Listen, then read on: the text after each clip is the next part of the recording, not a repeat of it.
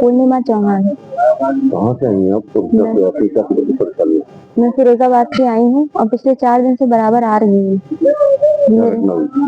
मेरे पति private limited में काम करते थे। 12 दिसंबर सन 2023 से और अभी विगत 3 महीने से उनसे जो मालिक थे विपिन भदौरिया और सौरभ चौहान और मिसेस बबली है, विपिन भदौरिया की पत्नी है, ये लोग इनकी तनख्वाह नहीं दे रहे थे। तनख्वाह में आनी-कानी कर रहे थे, कभी 1000 कभी 2000 इस तरह से पकड़ा रहे थे। तो इन्होंने बोला अपने वेतन की मांग की। इनके वेतन की मांग की, साथ में इनके अंदर जो इनके नीचे जो जितने भी कर्मचारी थे उनकी भी तनख्वाह सही से नहीं आ रही थी, तो वो इनसे बोलते थे, उन्होंने भी मांग की। इस बात को लेके इनके सर के बीच में 12 तारीख को झड़पबाजी हुई। उन्होंने गाली गलौज की इनसे और गाली गलौज करने के बाद में क्योंकि माँ बहन की गालियां दी तो मेरे पति ने आहत होकर जॉब छोड़ दी। फिर से उन्होंने शाम को दोबारा ग्रुप ज्वाइन कराया, लेकिन इन्होंने ज्वाइन नहीं किया कि आप मेरा वेतन देंगे तभी मैं ज्वाइन करूंगा, वरना मैं ज्वाइन नहीं करूंगा। 12 तारीख से 24 दिसंबर तक जिन्होंने छोड़े रखा। 24 तारीख को इनके मैनेजर हैं दूसरे अभय से उन्होंने दोबारा लिंक भेज के इन्हें ज्वाइन कराया कि आप ज्वाइन करिए, ऐसा तो भाईचारे में होता रहता है, छोटी मोटी नोकझोंक चलती रहती है, आप अपना काम कराइए और कॉलिंग पे काम करिएगा, फील्ड वर्क मत देखिएगा। मेरे पति ने कॉलिंग पे काम कराया 24 तारीख से 29 तारीख तक। 29 तारीख को इनका फिर से फोन आया और ये कहते हैं कि मैं आपको स्टेट हेड की पोस्ट देने वाला हूँ, तुम्हारी तनख्वाह भी दूंगा, तुम्हारा फुल एंड फाइनल में 30 तारीख को करूंगा। ये विपिन भदौरिया ने कहा 30 दिसंबर को बोला था उन्होंने जी 2025 में कि 30 दिसंबर को तुम आओ। इन्होंने कहा सर आप ऑनलाइन ट्रांसफर कर सकते हैं, तो उन्होंने कहा नहीं देखो ऑफर लेटर तो तुम्हें साइन करना पड़ेगा। स्टेट हेड की बात थी, मेरे पति इतने सालों से काम कर रहे थे, उनकी बातों में आ गए, उन्होंने इनके दिमाग में ऐसा कुछ था ही नहीं। 30 दिसंबर को मेरे पति सुबह नहा धोकर बाइक से गए हैं और फिरोजाबाद से आए हैं आगरा उन्होंने इनके साले हैं उनके यहाँ बाइक खड़ी की है और अब अपने ऑफिस आए हैं। ऑफिस में आने के बाद में इन्होंने अब बैठाया है, चाय पिलाई है, अच्छे से बातचीत की है, एचआर से बोला इनका ऑफर लेटर रेडी करवाइए। जितनी देर में ऑफर लेटर रेडी हो रहा है इन्होंने मेरे पति से कहा कि चलो तुम्हें ऊपर का ऑफिस दिखाने ले जाते हैं। सौरभ चौहान और विपिन भदौरिया ये दोनों मेरे पति को ऊपर के पोर्शन पे लेकर गए हैं ऑफिस दिखाने के बहाने। और वहां पर 2 बाथरूम थे। एक बाथरूम में इन्होंने दिखाया कि ये बाथरूम बहुत छोटा है, देखना वैभव ये सही है क्या। इन्होंने अंदर झांक के देखा, इतनी देर में दोनों ने धक्का देके इन्हें वहां पे बंधक बना लिया और वहां पर पहले से ही 3-4 लोग मौजूद थे, जिसमें से रामू, राम नरेश, विकास, ये सारे लोग मौजूद थे। वहां कंस्ट्रक्शन का काम चल रहा था, डंडे भी रखे हुए थे। मेरे पति से पहले इन्होंने हाथापाई की, लात घूंसे मारे, थप्पड़ मारे, इनका फोन छीना, इनका सारा कीमती सामान छीना, जो कि फिरोजाबाद की मीडिया में उन्होंने खुद स्टेटमेंट देके बोला है। इस चीज को उन्होंने खुद स्वीकारा है जी, मेरे पास में है, वहाँ की न्यूज में भी ये काफी वायरल हुआ था, उन्होंने खुद स्टेटमेंट दिया है। ये इन्होंने कीमती सामान छीन के इनको देख लगा जबकि ऐसे चोट नहीं लगेगी, तब इन्होंने इनके कपड़े उतरवाए हैं, इनको निर्वस किया है और इनको बराबर मारते रहे। मेरे पति के बाएं पैर में रॉड पड़ी हुई थी, 2 साल पहले एक्सीडेंट हुआ था उनका। ये बराबर मना करते रहे कि सर मुझे मत मारिए, मेरी रॉड पड़ी हुई है, अगर कुछ इसमें इन्फेक्शन फैल गया तो मैं जिंदगी भर के लिए अपाहिज हो जाऊंगा। इसके बावजूद भी इन्होंने उसी पैर पे जानबूझ के मारा। ये मारते थे, हर 10 मिनट बाद कोई ना कोई नीचे चला जाता था और किसी एक दूसरे कर्मचारी को देखने के लिए भेज देते थे, उनको दिखाते थे, धमकाते थे कि देखो जो मेरे खिलाफ काम करेगा, जो मेरे हिसाब से काम नहीं करेगा, उसका यही हाल होगा, मैं उसका ऐसे ही इलाज करूंगा, मैं आगरा का शेर हूँ शेर। ये धमकी देते थे। मेरे पति 4 घंटे तक 2 बजे से 6 बजे तक बराबर लगातार उनके ऊपर 10-12 डंडे टूटे हैं। उन्होंने खुद स्वीकारा है इस चीज को और बिल्कुल मरणासन अवस्था में कर दिया। इस दौरान मैं अगर फोन करती थी उन्हें तो उनके सर पे डंडा रख के बराबर ये कहते थे सही से बात कर, और ये झूठ बुलवाते थे कि ये कस्टमर के पास बैठे हैं। 6 बजे मुझे जब चिंता हुई तो मैंने इनसे बोला कि आप ऐसा कौन सा कस्टमर है, तो रामू नाम के एक कर्मचारी ने मुझसे झूठा कस्टमर बनके बात की। जब इसे लगा कि अब इसे भेजना पड़ेगा तो इसने 6 बजे तरफ लिफ्ट से उतार के ले गए, चढ़ा के ले गए थे ये सीढ़ियों से, लेकिन लिफ्ट से लेकर गए। सीसीटीवी फुटेज में भी ये आया है, आईओ अधिकारी ने भी ये देखा है, इस बात को समझा है, लेकिन मामले की गंभीरता उन्होंने भी नहीं ली।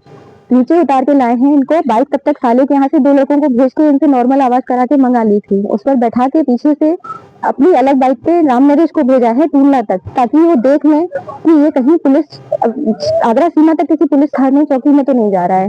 इसने जब देखा कि ये चलाने की स्थिति में नहीं है, इसने अपडेट दे दी राम नरेश ने और वो वहीं से हट गया। मेरे पति ने जैसे ही मिरर में देखा वो धीरे धीरे बाइक चलाते हुए मेरे पास फिरोजाबाद तक बदहवास मरणासन अवस्था में आए हैं।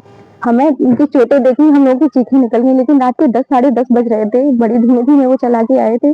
हमने उस टाइम पे कुछ एक्शन नहीं लिया। हमने सुबह उठते ही सबसे पहले 5 बजे हमने 112 पे कॉल किया मेरे ससुर जी ने, क्योंकि हम इनके उसमें लगे हुए थे। ससुर जी लेकर आए, यहाँ पर उन्होंने हमसे बोला गया कि एकता थाने में आपकी कंप्लेंट कराई जाएगी, यहाँ पर करने से कोई मतलब नहीं है।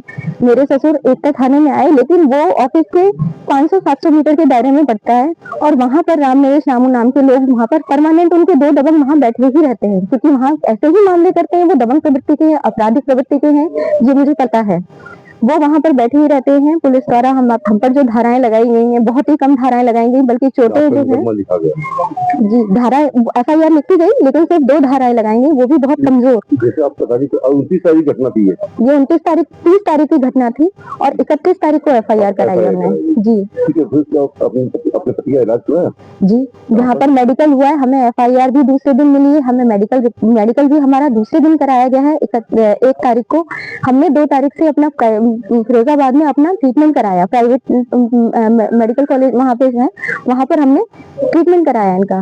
ट्रीटमेंट कराने के दौरान पुलिसकर्मी 2 देखने भी आए थे और इनकी जी देखने आए थे और उन्होंने ब्लड की यूनिट इनको चढ़ते हुए भी देखी थी। कुछ भी बोलने समझने की स्थिति में नहीं थे, तो डॉक्टर ने इन्हें घर पे टोटल बेड रेस्ट के लिए बोला था। तो ये 2 दिन तो बेड रेस्ट पे घर पे रहे, लेकिन जैसे ही इनकी हालत बिगड़ने लगी, हमने इन्हें एडमिट कराया। वो पुलिसकर्मी इनकी हालत भी देखे गए हैं, पूछ के भी गए थे डॉक्टर से कि ये कैसे। इलाज कहाँ कराया? मैंने ये पहले शुरुआत में मेडिकल कॉलेज में कराया मैंने, फिर उसके बाद में जब स्थिति इनकी गंभीर होती चली गई तो मैंने प्राइवेट ट्रॉमा सेंटर में इनको एडमिट कराया है। वहाँ इनकी स्थिति 11 तारीख को और भी ज्यादा गंभीर हो गई, 13 तारीख को, तब वहां से उन्होंने रेफर कर दिया। उन्होंने कहा वेंटिलेटर पे लेना है या फिर रेफर कर दीजिए, तो मैंने रेफर करना ज्यादा उचित समझा। मैं यहाँ SN मेडिकल कॉलेज लेकर आई हूँ। SN मेडिकल कॉलेज में इनका आगरा लोकेशन थी। मेरे पति 2 दिन तो होश में नहीं रहे, 2 दिन बाद जैसे ही होश में आए हैं, वो इतना डर गए थे कि वो जब भी उठते थे वो यही बोलते थे मेरी लोकेशन कहाँ है, तो मुझे आगरा लेके क्यों आई हो, ये लोग बहुत पावरफुल है, ये लोग मुझे मार डालेंगे। लेकिन ICU में हम वीडियो नहीं बना सकते थे उनकी, इसलिए हमने बना नहीं पाई, क्योंकि वहां पर फोन बाहर ही रखना होता था। लेकिन सारे रिश्तेदार इस बात के गवाह है कि मेरे पति कितने डरे हुए थे, क्योंकि हमें बाद में सूचना भी मिली है। अभी जैसे आप फोटो दिखा रहे हैं कि पूरा उनका शरीर नीला पड़ा हुआ था, ये उसी चोटों से है? ये उन्हीं की दी हुई चोटें हैं। कुछ पुलिस वालों ने इस बात को कहा है कि ये 3rd डिग्री से भी ज्यादा गंभीर चोटें हैं। वो भी मेरे ससुर जी खुद बताए। IU का नाम मुझे प्रदीप कौशिक सर हैं। हाँ, वहाँ के जो जी नहीं, उनसे मैं नहीं मिली हूँ। तो देखने गए थे वो पुलिस वो देखने गए थे जब फिरोजाबाद में इनकी स्थिति बहुत गंभीर थी, वो तभी देखने गए थे। उन्होंने वहाँ पे बयान देने की स्थिति में नहीं थे। अभी कोई गिरफ्तारी हुई आपकी? जी, इन्होंने 31 तारीख को विपिन भदौरिया और सौरभ चौहान को गिरफ्तार किया था। राम नरेश इसमें से लापता थे, लेकिन जैसे ही हमें इलाज के लिए वहां से भेजा गया, तुरंत ही इन्होंने शाम के टाइम में इनको रिहा कर दिया और शाम को ही वो इंसान वैष्णो देवी घूमने चला गया परिवार सहित। ये ऐसी हमें सूचना मिली कि वो परिवार सहित वैष्णो देवी घूमने गए हैं। तो अपनी पति की मौत कब हुई? मेरे पति की मौत 27 जनवरी को हुई है। इलाज के दौरान और इस दौरान जितनी देर दिन भी इलाज चला है, उस दबंग व्यक्ति की तरफ से 2 आदमी बराबर हम पर नजर रखे रहे और इनके पिता द्वारा भी हमें धमकाया गया। वो भी पुलिस अगर चेकिंग करेगी तो उनके पिता की भी वीडियो आएगी पुलिस में। जी हाँ, वहाँ हमारे पास नहीं है, पर अगर वो हॉस्पिटल से अगर रिकॉर्डिंग लेना चाहेंगे, उनके पिता भी आए थे हमें धमकाने के लिए कि आप शांत रहिए। हमें धमकाया गया, हमें बराबर धमकाया जा रहा था। मुझे अभी भी जान का पूरा खतरा है, मेरे बच्चों को और मुझे अब सब कुछ सबके सामने है। मेरे पति अब इस दुनिया में नहीं रहे हैं। मेरे घर के इकलौते सदस्य थे वो, कमाने वाले, अपने बूढ़े माँ बाप का सहारा थे। मेरी जो सासू माँ है वो हार्ट पेशेंट है, उनकी कंडीशन अभी इस टाइम पे इतनी खराब है, लेकिन मैं उनको अभी मैं भागदौड़ करूँ या उनको हॉस्पिटल लेके जाऊँ।